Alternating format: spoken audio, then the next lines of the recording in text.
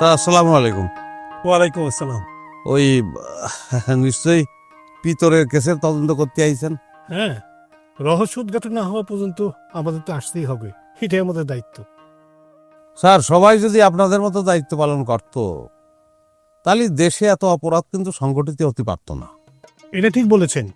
আমি আমার দায়িত্ব কর্তব্যে খুবই অ্যাক্টিভ। আমি কখনো আমার কর্তব্যে আমি অবহেলা করি না। আপনার কথা শুনে স্যার মনটা ভরে গেল।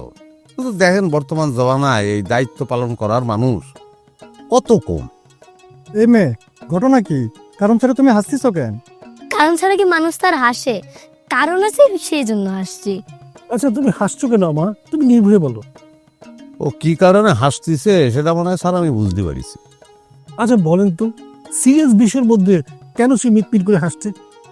স্যার আপনারা তো পিতরের কেসের তদন্তে আইছেন, কিন্তু এদিকে পিতর তো গত রাতে বাড়ি ফিরে আইছে। তদন্ত করে লাভ কি স্যার? সত্য বলছেন? গত রাতে পিতর বাড়ি ফিরেছে? স্যার, পুলিশের সাথে কি কেউ মিথ্যা কথা বলে তাহলে তো তাকে অ্যারেস্ট করে নিয়ে যাবে। দেখেছেন ব্রাদার, আমাদের তদন্তে অপরাধীরা ভয় পেয়ে গেছে, তাই পিতরকে ছেড়ে দিতে বাধ্য হয়েছে।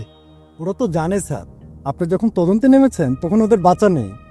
স্যার আপনাদের কথার সঙ্গে সায় দিতে পারলে আমার খুব ভালো লাগতো, কিন্তু গ্রামের মানুষ তো অন্য কথা করছে। অন্য কথা মানে?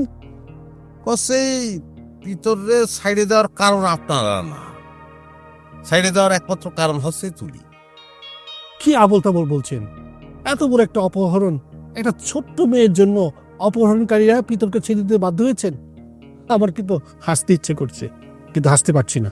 স্যার হাসিও লাভ নেই, যেটা সত্য সেটা তো মানিয়ে নেওয়া লাগবে স্যার। কি সত্য সত্য বলছেন? কিসের সত্য? সত্য হচ্ছে বাবর চাচা আর ডেনিশের কথোপকথন আমাদের তুলি শুনে ফেলেছিল, যে কারণে অপহরণকারীরা ভয় পাইছে এবং ভয় পেয়ে পিতরে ছাড়িয়ে দিচ্ছে। এর বাইরে কোনো হিসেব নেই স্যার, এটাই সত্য।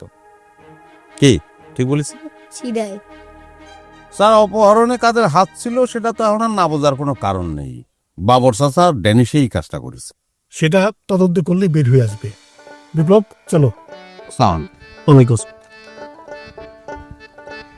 আঙ্কেলরা মনে হয় একটু লজ্জা পাইছে। হ্যাঁ সেজন্যই তো বলেছি রে।